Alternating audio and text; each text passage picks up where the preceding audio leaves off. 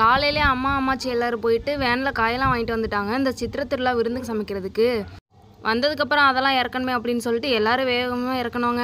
சரி எனக்கு ஒன்று கொடுங்க அப்படின்னு சொல்லிட்டு நான் போய் வாங்க போனால் எனக்கு ஒரு சாக்கு கொடுத்தாங்க. அதை தூக்கவே முடியலைங்க. இது நமக்கு கொஞ்சம் ரிஸ்க்கான வேலை அப்படின்னு சொல்லிட்டு அப்படியே கொஞ்சம் தள்ளி போய் நின்றுட்டேங்க. எல்லா காயும் இறக்கி நம்ம ஆல்ரெடி வச்சுருந்த திங்ஸ் பக்கத்துலேயே வச்சாச்சுங்க. ஏன்னா சமைச்சு விருந்து சாப்பிடணும் அப்படின்றதுக்காக சித்தி அத்தை எல்லாரும் வந்துட்டாங்க. அவங்களுக்கு சந்தன குங்குமம்லாம் நம்ம கலக்கி வச்சுருந்ததை வச்சுட்டு சமையலுக்கு தேவையான வெங்காயம் தக்காளியெல்லாம் உரிங்க அப்படின்ட்டாங்க. அதை உட்காந்து உரிச்சிட்டு இருந்தோங்க. நம்ம இந்த வெங்காயம் உரிக்கிற வேலை பார்த்துட்டு இருக்கையிலே எல்லா காயுமே நறுக்கி வெஞ்சனத்துக்கு ரெடி பண்ணிட்டாங்க. சரி அடுப்பு பற்ற வைக்கிற வேலை ஏதாவது இருக்கா அப்படின்ட்டு பார்க்கலான்ட்டு தான் அதையும் பற்ற வச்சிட்டாங்கங்க. வேலை கொஞ்சம் சீக்கிரமாக முடிக்கணும், வெஞ்சனம் நிறையா வைக்கணும் அப்படின்றதுக்காக இன்னொரு அடுப்பு ரெடி பண்ணலான்ட்டு சித்தி போய் கல்லெல்லாம் எடுத்துகிட்டு வந்துட்டாங்கங்க. விறகு வைக்கிறதுக்காக வேகமாக குழியெல்லாம் வெட்டிட்டு கல்லெல்லாம் சமப்படுத்தி நீட்டாக அடுப்பு ரெடி பண்ணிட்டாங்கங்க.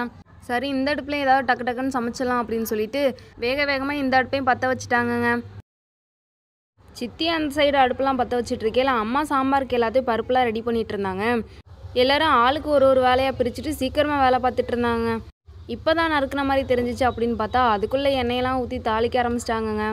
எப்படி சமைக்கிறாங்க அப்படின்னு சொல்லிட்டு நம்மளும் கிட்ட போய் நின்று பார்த்துட்டு இருந்தாங்க. இதை கொஞ்சம் நேரம் கிண்டிட்டு அப்படின்னு சொல்லிட்டு நம்மக்கிட்டே கரண்டியை கொடுத்துட்டு போயிட்டாங்க. சரி கொடுங்க இதெல்லாம் நம்ம கை வந்த காலை அப்படின்னு சொல்லிட்டு கரண்டியை வாங்கி வச்சுட்டு கிண்ட ஆரம்பிச்சிட்டேங்க. எல்லாரும் ஆளுக்கு ஒரு வேலையை பார்த்துட்டு இருக்காங்களே, நம்ம மட்டும் சும்மா உட்காந்துருக்கோமே அப்படின்ட்டு நமக்கு கொஞ்சம் உறுத்திருச்சுங்க. சரி உருளைக்கிழங்கு அவிச்சு வச்சுருக்கீங்களே அதை கொடுங்க நான் உரிச்சு தரேன் அப்படின்னு சொல்லிட்டு அதை வாங்கிட்டு உட்காந்தா சூடு தாங்க முடியலங்க. எப்படி இருந்தாலும் பரவாயில்ல இன்றைக்கி உரிச்சி ஆகணும்னு சொல்லிட்டு தண்ணியை வச்சுட்டு வேகமாக உரிக்க ஆரம்பிச்சாச்சுங்க.